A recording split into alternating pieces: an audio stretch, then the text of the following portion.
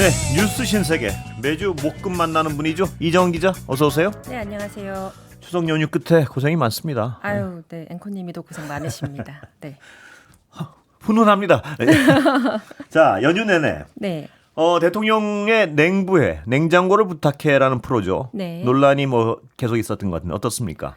네, 뭐 가장 예상 외로 추석 연휴를 가장 뜨겁게 달군 이슈가 이 프로그램이었습니다. 그 이재명 대통령 부부가 출연했던 방송분이 추석 당일인 10월 6일 저녁에 방송이 됐는데요.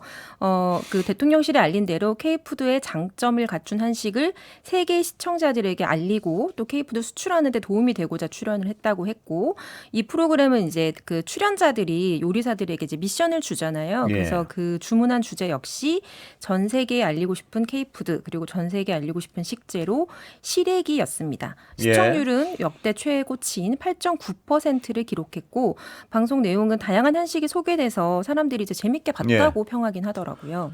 그러니까 여야가 이걸 난타전을 벌였는데 네. 최고의 승자는 방송국이었던 것 같습니다. 결국은 보니까. JTBC가 제일 좋은 네, 시청률이 높아서요. 여야는 모르겠는데 방송국은 하여튼 손해 볼 게 전혀 없었던 것 같습니다. 보니까 여야는 뜨거웠죠? 어떻습니까? 네, 연휴 내내 계속 좀 난타전이 벌어졌었는데요. 국민의힘은 방영되기 전부터 국가정보자원 관련 화제로 불편을 겪고 있는데 대통령이 예능 프로그램을 촬영을 했느냐라면서 계속 비판의 날을 세웠습니다. 가장 먼저 문제 제기했던 사람이 국민의힘 주진우 의원이었는데 대통령이 이틀 동안 회의 주제나 현장 방문을 하지 않고 침묵을 했다면서 예능 촬영 일자를 계속 집요하게 공개하라고 요구를 했었거든요. 특히 잃어버린 48시간이라면서 촬영 시점을 특히 집중을 했습니다. 그러자 장동혁 대표도 국가적 재난에 무슨 생각으로 예능을 촬영했는지 궁금하다고 비판을 했고, 방송이 나간 지 이제 사흘이 지났는데 오늘까지도 공세가 이어졌습니다. 오늘 최고위 회의에서 장 대표는 초유의 디지털 대란에서 수습 책임을 공무원에게 맡긴 채 대통령이 예능 카메라 앞에 섰다. 냉장고가 아니라 관세를 부탁한다. 이런 식으로 비판을 했습니다. 그러자 더불어민주당은 당명을 국민의힘에서 국민의 짐으로 바꾸라며 응수했습니다. 전현희 최고위원이 오늘 기자간담회를 열었는데요. 한국 음식의 수출 활로를 개척하기 위해서 고군분투하는 대통령에 대해서 이렇게 묻지마식으로 트집 잡기를 하느냐, 국민 스트레스만 유발한 국민의힘의 밥상머리 교육에 절실하다라고 맹비난을 했습니다. 또 특히 그 국정정보자원 관련 화제와 관련해선 감사원이 지난해 이미 지적을 한 바 있잖아요. 그래서 여기에도 불구하고 데이터 이중화 대책을 세우지 않은 지난 정권의 과오를 생각해라. 왜 남탓만 하느냐. 기억상실증 치료가 시급하다라고 지적했습니다. 네, 여야의 이런 난타전에 비교해서는 국민들의 반응은 그냥 재밌게 봤다 이런 반응도 많은 것 같고요. 그런데 여야는 고소고발까지 이어지고 있는 것 같습니다. 네, 그래서 주진우 의원이 처음에 이제 문제 제기를 했을 때 이제 대통령실이 시간대별로 그때 대통령의 그 행적을 공개했었잖아요. 근데 그거를 보고 또 주진우 의원과 장동혁 대표는 그럼 또 잃어버린 24시간 이를 밝히라고 공세를 했습니다. 그래서 그때 이제 화재 발생했을 무렵에 예능을 촬영한 건 아니냐라는 취지로 계속 이제 공세를 했는데, 결국 대통령실이 10월 4일에 시점을 밝혔죠. 28일에 녹화한 사실이 맞다라고 밝혔는데, 이것 때문에 이제 민주당은 장동혁 국민의힘 대표와 주진우 의원을 허위 사실 적시에 의한 명예훼손 혐의로 서울경찰청에 고발을 했고, 그러니까 또 주진우 의원이 강유정 대변인과 박수현 민주당 대변인을 맞고소를 했고, 여기에 또 국민의힘은 그럼 제1야당 대표까지 입틀막 하려고 하는 거냐라면서 무고죄로 맞고소를 하겠다라고 지금 검토 중이라고 밝혔습니다. 그렇군요. 이 대통령도 SNS로 신경 밝혔죠. 네, 그렇습니다. 그 추석 전날에 이 대통령이 김혜경 여사와 이제 영상으로 국민들에게 추석 인사를 전했었는데, 그 방송 다음 날 따로 또 SNS에 글을 올렸습니다. 그래서 앞부분은 그냥 평범한 인사 같았는데요. 뒤에는 보면 때로는 간과 쓸개를 다 내어주고 손가락질과 오해를 감수하더라도 국민 삶의 보탬이 될 수 있다면 무엇이든 마다하지 않겠다는 각오로 임하고 있다. 이렇게 말을 했어요. 좀 의미심장하잖아요. 그래서 간과 쓸개는 그 트럼프 미국 대통령에게 대단한 칭찬을 하면서 이렇게 진행을 했던 한미 정상 정상회담이나 뭐 한미 관세 협상이 좀 떠오르게 하고 예. 또 오해와 손가락질은 예능 출연으로 빚어진 논란을 좀 뜻해서 예. 이거를 좀 심경을 간접적으로 밝힌 것 아니냐 이런 분석이 나옵니다. 여당에서는 지원 사격들도 좀 하는 것 같은데요, 보니까. 네, 그러니까 이제 더불어민주당의 이제 원로격인 네. 박지원 의원이 이제 오늘 아침 MBC 라디오 김종배 시선 집중에 출연해서 대통령이 하지 못할 일을 한 것도 아니고 네. 또 K컬처와 K푸드를 전 세계에 선전하려는 것이 무슨 문제냐라고 하면서도 대통령실에서 솔직하게 좀 잘 대응했으면 좋았을 텐데 이런 좀 아쉬움이 있다. 초기 대응이 미숙했던 것 같다라는 취지로 말을 했습니다. 네. 근데 그도 그럴 것이 당시 대통령실 출입 기자들 사이에서도 그냥 처음부터 왜냐면 날짜가 비는 때가 며칠 없었잖아요. 네. 유엔 순방 갔다 오자마자 네. 뭐 회의하고 뭐 그랬기 때문에 그냥 처음부터 그냥 촬영 일자를 공개하고 이제 불이 꺼진 걸 확인하고 수시로 보고를 받으면서 촬영을 진행했다라고 이제 설명을 해줬으면 사실 네. 불필요한 논란이 없었을 수도 있는데 너무 이제 국민의힘이 계속 그 방송 시점을 두고 좀 계속 공격을 하니까 좀 소모적이지 않았냐 뭐 이런 네. 이야기를 주고받기도 했었고요. 또 안타까운 그 소식이 있었잖아요. 10월 3일에 전산복구 담당 공무원이 스스로 목숨을 끊은 일이 생기면서 당초 5일에 방송 예정이었던 게 하루 늦춰지기도 해서 좀 논란이 좀 길어진 면도 네. 있습니다. 자, 이제 연휴는 끝난 분들도 많이 계시고요. 네. 이번 주 일요일까지 또 쉬시는 분들도 계시고 한데 네. 정치권은 이제 어디로 가나요? 뭐가 가장 뜨거운 이슈가 될까요? 네, 일단 오늘 이제 마지막 날이니까 이제 뭐 여야 모두 다시 업무 모드로 돌아간 네. 분위기예요. 그래서 내내 냉부의 논란에 좀 매몰된 감이 있었는데 이제 민주당은 어제부터 박수영 원내대변인, 오늘은 전현희 최고위원이 이제 기자간담회를 네. 하고 있거든요. 추석 민심 간담회라고 해서 그래서 전현희 최고위원은 이제 그 뭐 지역구에서 이야기를 들어보니 네. 내랑 청산하고 민생 경제를 회복하라는 게 추석 민심이더라. 네. 그리고 검찰, 사법, 언론 3대 개혁을 빨리 완수하라는 것도 중요하더라.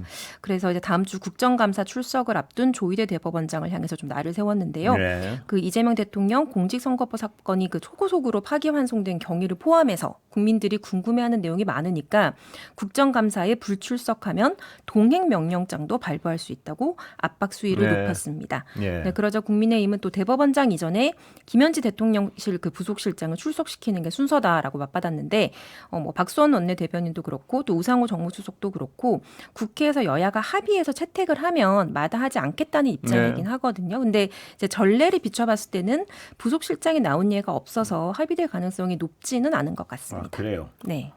나올 가능성도 여전히 뭐 많은 거 아닌가요? 그러니까 이제 네. 그 지금 설명은 국회에서 합의를 하면 하면 나가겠다. 못 나가겠다. 나갈 이건 거 뭐 아니다. 분명하다. 네네네. 예. 못 나갈 거 아니다. 합의만 해줘라. 예. 네 그런 합의할 입장입니다. 가능성도 뭐 없진 않잖아요. 없지는 예. 않습니다. 네. 예, 좀 자꾸 나올 것 같은데 모르겠습니다만. 네. 예, 자 야당 대표 장동혁 대표는 건국 전쟁 영화 때문에 또 많은 논란이 있는 것 같습니다. 네, 예. 장동혁 국민의힘 대표가 지난 7일 영등포의 한 극장에서 영화 건국전쟁 2편을 관람했습니다. 이거 1편이 있는 거 아시죠? 예. 이 영화는 1945년부터 1950년 사이 그러니까 해방 정국에서 정부 수립을 두고 일어났던 그 좌우 갈등을 다뤘는데 1편과 마찬가지로 이제 극우적 시각으로 한국 예. 현대사를 조망했다는 논란의 한 복판에 있습니다. 예. 특히 이번 영화 같은 경우는 제주 4.3 사건에 대해서 공산주의자들이 주도한 무장 반란과 폭동이라고 표현을 했고 또 당시 민간인 학살의 주범으로 꼽혔던 박진경 대령이라는 인물이 있는데 예.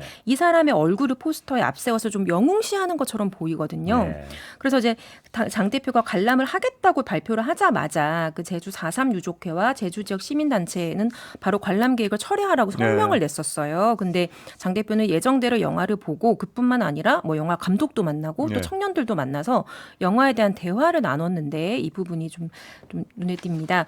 역사적 사실 자체는 고정이 돼 있다. 네. 그런데 역사적 기록은 고정돼 있지 않다고 생각한다라고 네. 장 대표가 말했고 또 역사를 바라보는 다양한 관점을 서로 존중해야 한다고 생각한다. 이렇게 말했습니다. 예. 그러니까 영화의 시각을 사실상 지지하는 것처럼 말을 했거든요. 그렇군요. 네. 이 한번 들어볼까요? 어떨까요? 예. 그래서 당연히 예. 이제 이런 그 발언에 대해서 발언과 이제 관람에 대해서 이제 제주 4.3 유족회가 상당히 분노를 했고 그랬겠죠, 당연히. 네네 예. 민심을 살펴도 모자랄 공당의 대표가 뭐 추석 연휴 한복판에 예. 극우 민심만 살피냐라고 하면서 굉장한 비판을 했습니다. 그리고 예. 제가 4.3 유족회 상임 부회장이 양성주 씨하고도 직접 통화를 했는데요. 예. 너무 역사에 대한 이해가 부족한 것 아니냐면서 큰 우려와 분노를 전했습니다. 함께 예. 들어보시겠습니다. 들어보시죠.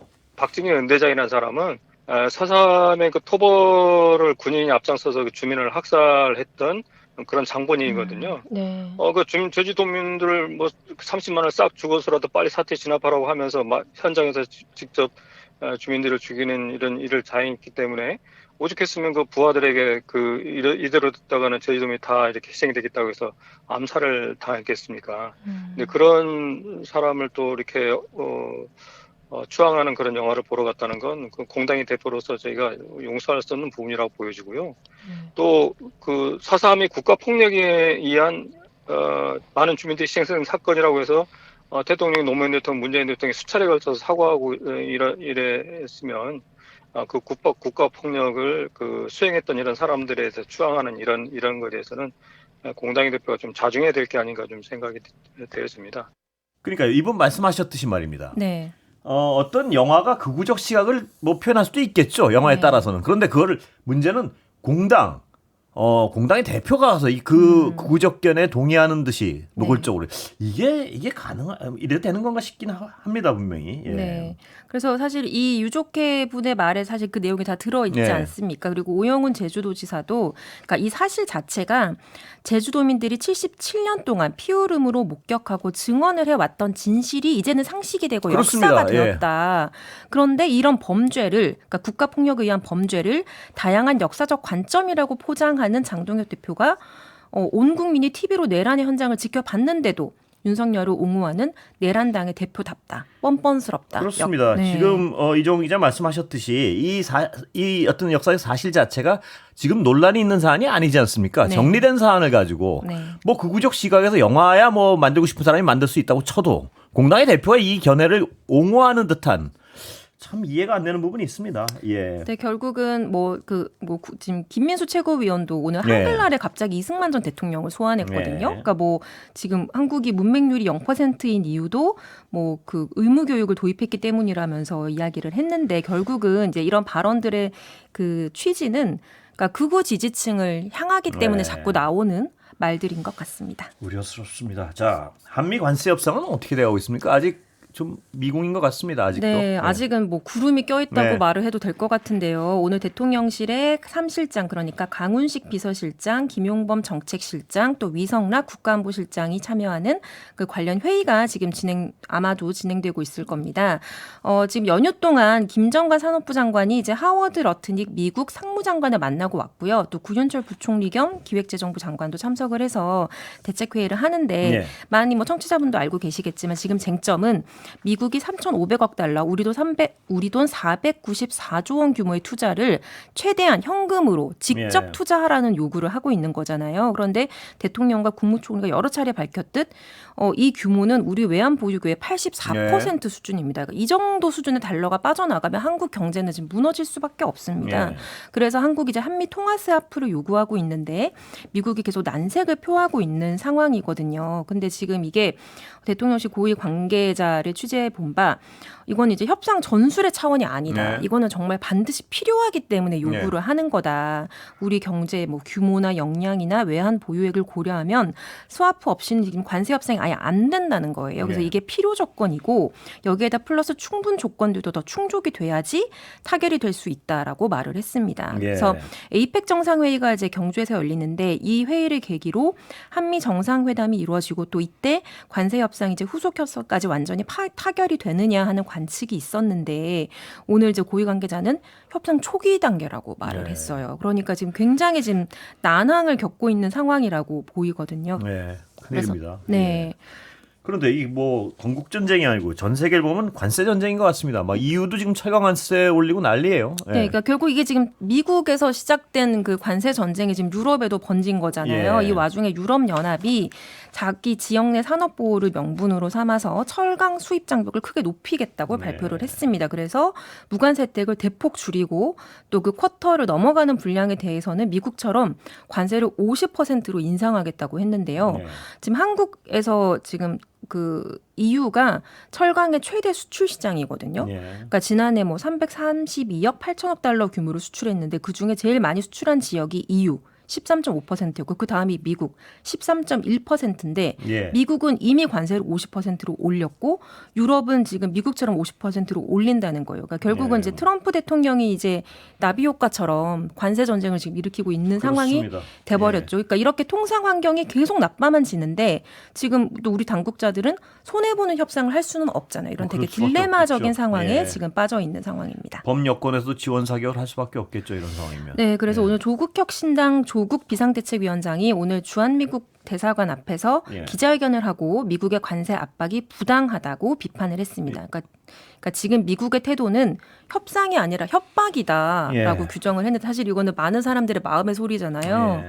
네, 그래서 일방적인 이런 그 부당한 관세는 철회하고 선불 요구를 거부하고 또 평등한 한미 동맹을 벗어나는 어떤 행위도 수용할 수 없음을 예. 당당히 밝혀야 된다라고 했고요. 그래서 미국 트럼프 행정부의 강력한 항의를 표시하는 결의안을 통과시키자라고 제안을 했습니다. 예. 그리고 여야 비상경제안보회의를 구성하자고도 했는데 이런 내용은 장동혁 대표도 여야 협의체를 같이 네. 만들자라고 제안을 한 바가 있습니다. 자, 국내 얘기 좀 들어볼까요? 특검 얘기를 안 할 수 없을 것 같은데요. 시간이 얼마 안 남았어요. 네. 예, 특검 수사 속보 어떻게 됩니까? 네, 연휴 동안은 좀 속보가 뜸했는데 네. 이제 후반부를 치닫고 있기 때문에 다음 주부터 좀 속도를 낼 것 같습니다. 예. 일단 순직해방 특검이 이르면 다음 주 이종섭 전 국방부 장관에 대한 구속영장을 청구할 수도 있습니다. 예. 네, 이 전 장관은 당시 그 수사 외압 의혹의 정점인 윤석열 전 대통령을 향한 핵심 고리잖아요. 예. 그리고 또 본인은 또 주 호주 대사로 임명이 돼서 도피성 출국을 감행했다는 논란의 당사자입니다. 그렇기 때문에 지금 수사가 지금 진행이 되고 있고 또 해병특검은 이르면 또 다음 주 윤석열 전 대통령에 대한 출석을 요구할 방침인데 사실 지금 계속 조사 불응하고 있기 때문에 출석할 가능성은 높지 않아 보입니다. 그리고 또 내일에는 그 윤 전 대통령의 체포방해 지시 혐의 재판이 열리는데요. 이 재판부에 윤석열 전 대통령이 보석을 허가해주면 네. 형사사법 절차에 응하겠다라고 네. 보석을 청구했다가 기각된 바가 예, 있거든요. 그렇죠. 그런데 재판 잘 나오겠다고 자기가 말을 했던 재판부이기 때문에 혹시 내일은 모습을 드러낼지 좀 관심이 쏠리고 있습니다. 안 나오겠죠? 나올 행태로 가능성이 낮지 봐서는 않을까요? 그동안. 예. 네. 다금바리 얘기는 또 시끄러웠습니다. 잠깐. 네, 또 연휴 동안 좀 예. 관심을 끌었는데요. 그 민중기 특검팀이 이제 2023년 여름 휴가 중에 윤석열 전 대통령 부부가 해군 지휘정에서 술 파티를 벌였다라는 의혹을 지금 수사 중인데 이와 관련해서 한겨레 보도가 있었습니다. 당시 윤 전 대통령 부부를 위해서 해군 함정을 동원해서 제주도에서 다금바리 회를 공수했다는 증언이 있었는데요. 예. 있었다고 하는데 그러니까 이게 보통 대통령은 저도에서 여름 휴가를 예. 보내잖아요. 그런데 대통령실 경호처 측이 제주도에서 다금바리 회를 떠서 예. 경남 김해공항으로 옮겨왔는데 공항에서 항구로 이동을 해서 배로 저도로 이송을 했다는 거예요. 근데 예. 이때는 대통령 부부가 있기 때문에 대통령 부부가 저도에 있으면 그 인근 해상은 민간 어선 출입이 통제된다고 합니다. 예. 이거는 뭐 경호 프로토콜이니까 충분히 가능한데 예. 그러면 출입이 자유로운 배가 회를 가져와야 되잖아요. 해군 함정이 회를 가져왔다라는 의혹이 제기됐습니다. 대단하군요. 예. 네. 그러니까 정말 이 부부의 어떤 놀이터였던 것 같아요. 국가 시설과 뭐 군 시설까지요. 네. 아, 근데 조태용 외교부 장관 다음 주에 기소합니까? 내일 다음 주 기소 가능성이 예. 또 점쳐지고 있습니다. 예. 네. 그 조태용 예. 네. 말씀하시죠. 네, 그리고 다금바리 관련해서 이게 이 지금 여름 휴가고 굉장히 이야기거리가 많은 휴가거든요. 당시에 김성훈 전 경호처장이 작살로 낚시를 해서 그건 김건희 씨를 예. 기쁘게 했다는 그 이야기 그렇죠. 있었는데 그 휴가가 이 휴가입니다. 아, 그게 그거군요. 네. 그래서 더불어민주당도 예. 군함과 군병력을 사사로이 동원해서 군사작전 하듯이 술안주 공수하고 술파티 참석자 실어 나르게 하고 이게 정말 상상 초월이다. 상상 초월입니다. 철저히 예. 파헤쳐서 엄벌에 쳐야 한다고 예. 지적을 했습니다. 여기까지 듣겠습니다. 이정 기자 고생했습니다. 내일 뵙겠습니다.